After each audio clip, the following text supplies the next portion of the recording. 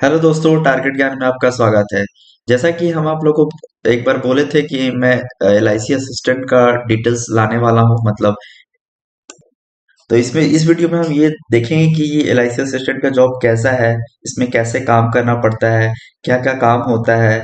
तो हम job role देखेंगे, सैलरी देखेंगे, सैलरी स्लिप भी मैं दिखाऊंगा आप लोगों को, क्या क्या पर्क्स मिलते हैं, सिलेक्शन प्रोसीजर्स क्या है, इसका कैसे सिलेक्शन होता है, इसमें इसका नोटिफिकेशन 2021 में आएगा कि नहीं, फिर इम्पैनल लिस्ट जो 2020 का है उसका क्या हुआ, उसके बारे में हम जो मेरे पास इंफॉर्मेशन है मैं उसको देने का कोशिश करूंगा। तो सबसे पहला पॉइंट है कि इसका नोटिफिकेशन आता है। इसका नोटिफिकेशन एलआईसी के द्वारा रिलीज किया जाता है। इसका जो एग्जाम पैटर्न होता है, इसमें दो फेज होते हैं। फर्स्ट फेज जिसको प्रिलिमिनरी बोला जाता है, दूसरा फेज होता है मेंस। तो इसमें दो ही फेज होता है क्योंकि असिस्टेंट लेवल है, तो इसमें पहले इंटरव्यू हुआ करता था, लेकिन अभी गवर्नमेंट के रूल्स के अनुसार असिस्टेंट पोस्ट के लिए इसमें कोई भी इंटरव्यू नहीं होता है। जब लास्ट टाइम रिक्रूटमेंट हुआ था 2009 में, इसमें कुछ वैकेंसीज के लिए हुआ था जिसमें इंटरव्यू था, लेकिन इस बार जो 2019 में हुआ उसमें कोई भी इंटरव्यू नहीं था, केवल प्री हुआ और मेंस हुआ। उसके बाद फिर डॉक्यूमेंट वेरिफिकेशन, मेडिकल, उसके बाद फिर ट्रेनिंग, उसके बाद आपको ब्रांच अलॉट कर दिया जाता है, ब्रांच में आपका पोस्टिंग हो जाता है। और एक इंटरेस्टिंग बात यह है इसमें कि एलआईसी का जो जॉब होता है उसमें आपको हिंदी और इंग्लिश जो कैंडिडेट होते हैं, वर्षन हिंदी बेस और फिर जो इंग्लिश बेस से पढ़े हुए बंदे होते हैं, उनको सबको बेनिफिट यहाँ पे मिलता है। तो जैसा कि हम अभी आप लोग को यहाँ पे बता रहे थे कि यहाँ पे हिंदी मीडियम और इंग्लिश मीडियम दोनों बच्चों के लिए फायदा है, जो कि अन्य एग्जाम में नहीं है ऐसा। तो यहाँ पे ऑप्शन है कि आप हिंदी चूज कर सकते हैं या फिर इंग्लिश चूज करते हैं। प्रिलिमिनरी एग्जाम का ये है। तो इसमें आपको 30 क्वेश्चंस होंगे, 30 मार्क्स का होगा। और इसमें हिंदी इंग्लिश दोनों जो जैसा आप ऑप्ट करेंगे उस हिसाब से है। और यहाँ पे मिनिमम जो क्वालिफाइंग मार्क्स है SC ST and PWD candidate के लिए 11 है और अदर्स के लिए 12 है। आपको इसके लिए 20 मिनट्स का समय दिया जाएगा। दूसरा है न्यूमेरिकल एबिलिटी, 35 क्वेश्चन होंगे, 35 मार्क्स होंगे। ये भी हिंदी और इंग्लिश में होगा। एससी एसटी के और पीडब्ल्यू कैंडिडेट के लिए 13 और अदर्स के लिए 14 होगा। तीसरा है रीजनिंग एबिलिटी, 35 क्वेश्चन रहेंगे, इसमें भी 35 मार्क्स मैक्सिमम है और इंग्लिश इंग्लिश और हिंदी दोनों में रहेंगे। तो और ये जो इंटरेस्टिंग बात यहाँ पे है कि इंग्लिश और हिंदी का जो मार्क्स है वो काउंट नहीं होगा। मतलब आपका जो मेरिट बनेगा, जो आप मेंस के लिए क्वालिफाई होंगे, वो 70 के मार्क्स पे होगा। मतलब 35 numerical ability and 35 marks reasoning का, ये दोनों को लेकर आपका मेरिट बनेगा। मतलब अगर आप इंग्लिश में अगर S C S T PW candidate हैं तो 11 मार्क्स ले आए और अदर्स है तो आपको 12 मार्क्स लाना है। आप आइदर और मतलब इंग्लिश या तो हिंदी आपको चूज करना पड़ेगा। उसके बाद फिर देखते हैं मेंस। मेंस का क्या सिलेबस था, मतलब मेंस का क्या एग्जाम पैटर्न था। तो ये इंग्लिश बेल्ट का हम देख रहे हैं, मतलब इंग्लिश वर्जन जिसका रहेगा।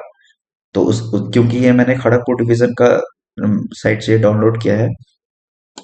तो मेंस इसका 200 मार्क्स का होता है। तो इसमें क्या क्या पूछा जाता है, general financial awareness 50 marks, 50 question होंगे, 50 मार्क्स होंगे और ये इंग्लिश और हिंदी दोनों में होगा। तो S C S T PW candidate के लिए 18 मार्क्स आपको मिनिमम लाना ही होंगे और अदर्स के लिए 20 marks.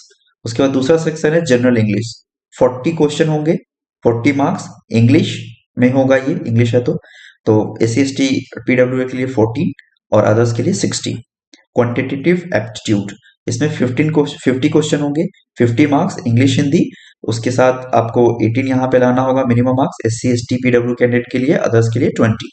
Reasoning ability and computer aptitude, इसमें 60 क्वेश्चन होंगे, 60 मार्क्स इंग्लिश हिंदी दोनों में होंगे। इसमें आपको S C S T PW candidate के लिए 22 लाना होगा और अदर्स के लिए 24। ये मिनिमम कट ऑफ है, मतलब इतना तो लाना ही पड़ेगा आपको। और इस एग्जाम में एक और इंटरेस्टिंग बात है कि प्रीलिम्स में जो नेगेटिव मार्किंग नहीं है और यहाँ पे मेंस में नेगेटिव मार्किंग है, 1/4 आपका मार्क रॉन्ग के लिए कटेगा। और यहाँ पे जो फेज 2 का ही है उसी के बेसिस पे आपका मेरिट बनेगा, जो कि आपको एलपीटी के लिए फर्स्ट बुलाया जाएगा, लैंग्वेज प्रोफिशिएंसी टेस्ट। तो वो सब डिवीजन का अलग अलग होता है, जहाँ पे जो लोकल लैंग्वेज होगा। अब देखते हैं जो हिंदी बेल्ट का, जैसे मैंने ये पटना 1 का अभी आपको दिखाता हूँ। तो ऑल रीजन में प्रिलिमिनरी का पैटर्न लग सेम ही है। प्रिलिमिनरी के पैटर्न में कोई भी चेंज नहीं है, लेकिन मेंस के पैटर्न में चेंजेस आपको देखने को मिलेगा।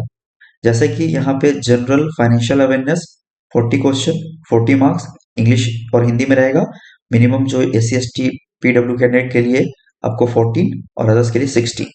फाइन। और उसके बाद general English 40, max number of question 40 होंगे, मैक्सिमम मार्क्स 40 होगा और इंग्लिश में ही होगा। 14 आपको लाना होगा S C S T PW D के लिए और अदर्स के लिए 60। फिर है quantitative aptitude 40 question, 40 marks, English Hindi में होगा। 14 आपको S C S T PW D candidate के लाना होगा, अदर्स के लिए 16।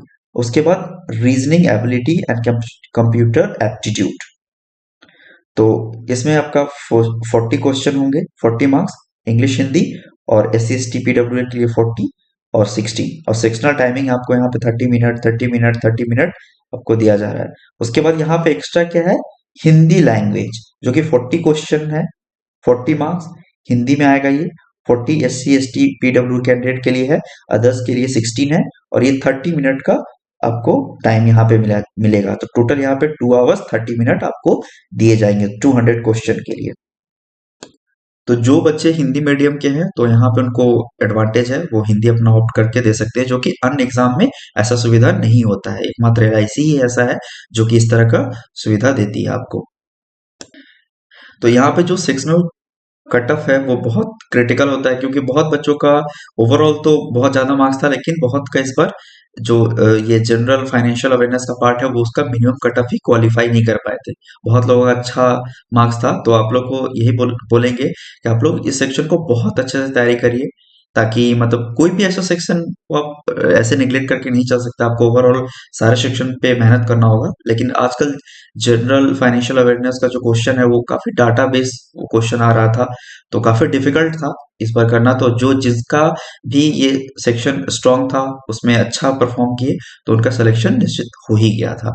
और आपको बता दें कि ओवरऑल हर डिवीजन में देखा गया है तो एलआईसी का जो पूरा वैकेंसी है वो फुलफिल नहीं हो पाया, क्योंकि सेक्शनल कटअप के कारण बहुत सारे कैंडिडेट का सिलेक्शन नहीं हो पाया। और एलआईसी ऐसा नहीं है कि अगर जिनका कम मार्क्स है और सेक्शनल नहीं हुआ तो उसको ले लेगा, चाहे वो वैकेंसी अनफुलफिल रह जाए उससे कोई मतलब नहीं है। आपका सारा क्राइटेरिया फुलफिल होगा तभी एलआईसी आपको लेगी, ऐसे आपको नहीं लेगी।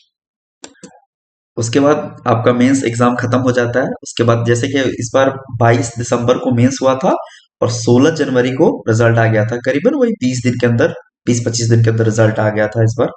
तो थैंकफुल, और बहुत जल्दी ये रिक्रूटमेंट कंप्लीट करवाता है एलआईसी। नवंबर आपका सितंबर 2019 में आज का वैकेंसी आया था और 7 फरवरी 2020 को करीबन 5 मंथ में पूरा ज्वाइनिंग प्रोसेस ये दे दिया था, मतलब ज्वाइनिंग लेटर 7 फरवरी को ये एलआईसी दे दिया था। बहुत फास्ट रिक्रूटमेंट होता है, आप लोग इसका तैयारी अभी से शुरू कर सकते हैं, वरना एलआईसी आपको टाइम नहीं देगा। रिक्रूटमेंट जैसे ही नोटिफिकेशन आएगा सारा एग्जाम्स आने लगेंगे, अब तुरंत तुरंत एग्जाम होगा तो आप लोग उसमें प्रॉब्लम में पड़ सकते हैं।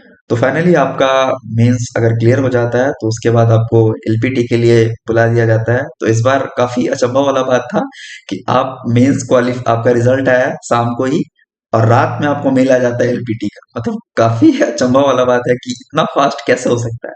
तो ऐसा नहीं बोल सकते कि आप गवर्नमेंट है तो बहुत लेजी होगा, ऐसा कुछ नहीं है। एलआईसी ने ये प्रूफ कर दिया है कि गवर्नमेंट है लेकिन बहुत एफिशिएंट है, मतलब अपने काम को बहुत एफिशिएंटली करते हैं।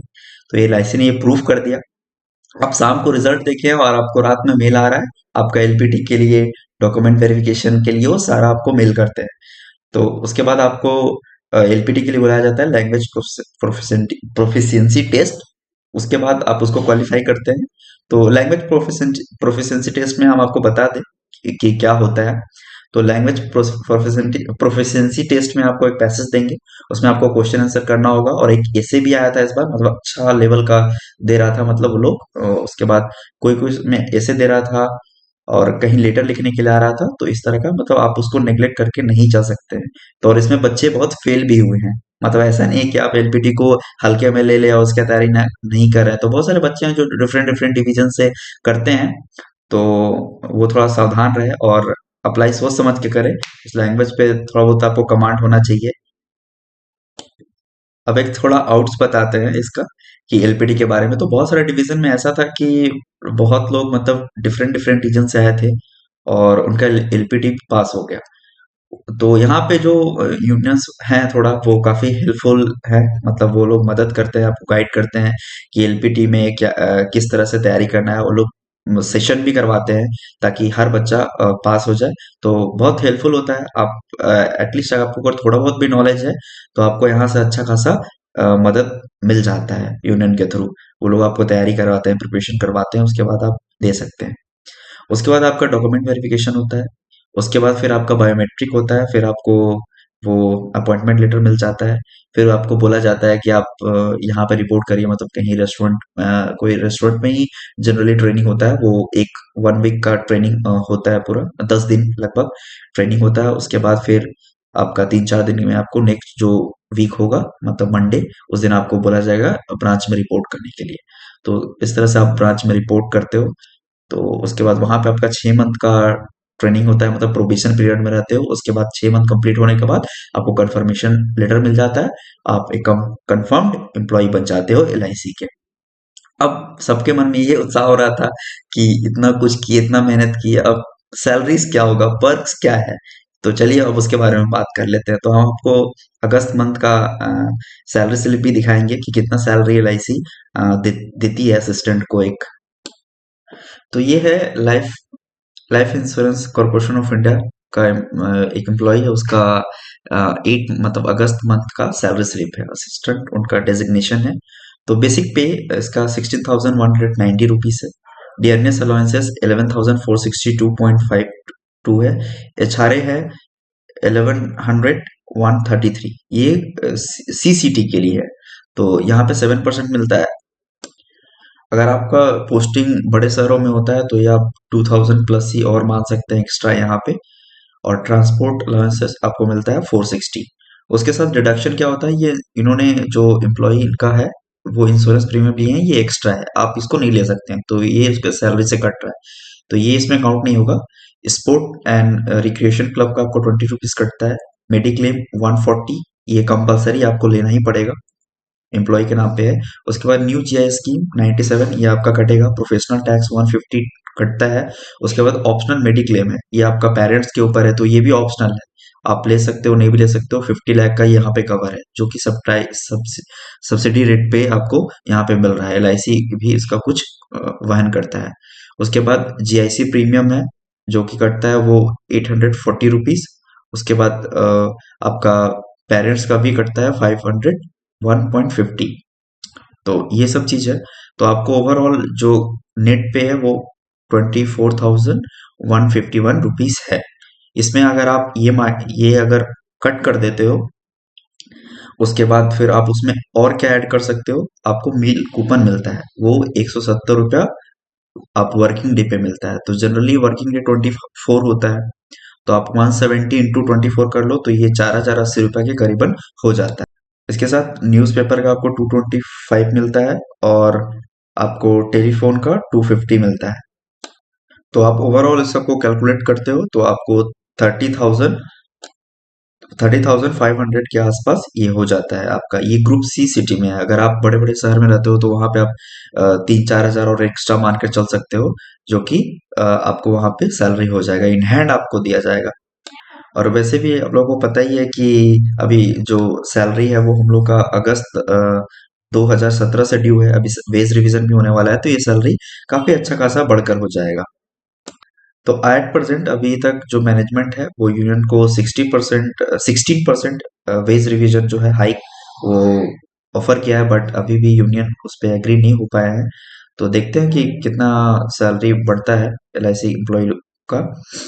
इसके अतिरिक्त आपको 6,650 रुपया जो सालाना मिलता है आपको मेडिकल एक्सपेंसेस के लिए, आप कहीं पे डॉक्टर दिखाते हो, ऐसे छोटा मोटा एक्सपेंसेस के लिए आपको एलआईसी अलग से 6,650 रुपया वो जनवरी में देता है। और एलआईसी में सबसे अच्छा ये है कि आप दूसरे ऑर्गेनाइजेशन में काम करते हो तो आपको कैजुअल लीव होता है, वो एक मंथ का आपको एक मिलता है, लेकिन एलआईसी में 1.5 है, मतलब आपको आप 15 CL आपको दिया जाता है पूरा साल भर में।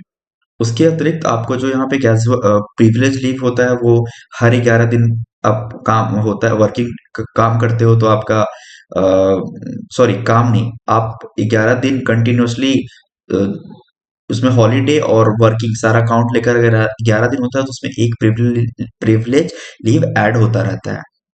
तो ये भी एक एडिशनल बेनिफिट है। और यहाँ पे आप इन कैश का इस जो है उसको आप इन कैश भी करा सकते हो। उसके अतिरिक्त आपको फेस्टिवल एडवांस मिल जाता है जो कि विदाउट इंटरेस्ट होता है। अब उसके अतिरिक्त आपको टू व्हीलर एडवांस में मिलता है जो कि विदाउट इंटरेस्ट होता है। उसके बाद फिर यही सब का कुछ लिमिट है। वो लिमिट के अनुसार अगर एक्सीड करते हैं तो फिर इंटरेस्ट लगने लगता है। उसके बाद आपको आप लैपटॉप एडवांस मिलता है जो कि इंटरेस्ट फ्री होता है लिमिट तक। आप लिमिट को क्रॉस करेंगे तो फिर आपको चार्जेबल इंटरेस्ट लगेगा। यहाँ पे भी एल लीव ट्रेवल कंसेशन है। यहाँ पे भी आप अवेल कर सकते हो असिस्टेंट में। उसके बाद फिर जो पीएल होता है वो 2 इयर्स में आप 15 इन कैश करा सकते हैं। अब बात करते हैं जो इम्पैनल्ड कैंडिडेट है, तो वो लोग बहुत दिन से इंतजार कर रहे हैं कि उनका कब से नंबर आएगा और उनको कब बुलाया जाएगा। तो अभी तक मुझे मेरे पास जो इन्फॉर्मेशन है, तो अभी इसके एलआईसी के बारे में अभी एलआईसी जो है इसके बारे में इतना सोच नहीं रही है। तो अभी देखते हैं कि क्या होता है। और इसके बारे में आगे मुझे कोई भी इन्फॉर्मेशन अभी नहीं है फिलहाल। तो इम्पैनल कैंडिडेट की अगर कोई भी इन्फॉर्मेशन मिलता है तो हम आपको बताएंगे।